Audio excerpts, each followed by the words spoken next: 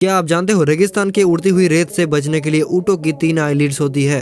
शायद आपने भी ये पहले बहुत बार सोचा होगा कि दुनिया में सबसे आम नाम यानी कि ज्यादा इस्तेमाल होने वाला नाम कौन सा है, तो वो है मोहम्मद। ये थोड़ा सा फनी फैक्ट है, एक सुअर के लिए आकाश की ओर देखना फिजिकली इम्पॉसिबल है। ये चीज आप जान लो, जब इंसान चीखता है तब उसका फिजिकल फ्रैक्चर यानी कि इस जगह का हड्डी टूट सकता है, और यदि कोई व्यक्ति अपने छींक को रोकने की कोशिश करती है तो उसका गर्दन या सिर में रक्तवाही का फटकर मर सकते हैं। आपने आज तक किसी भी फोटो या वीडियो में मगरमच्छ को जीभ निकालते हुए नहीं देखा होगा, और देखेंगे भी नहीं, क्योंकि एक मगरमच्छ अपना जीभ बाहर नहीं निकाल सकता।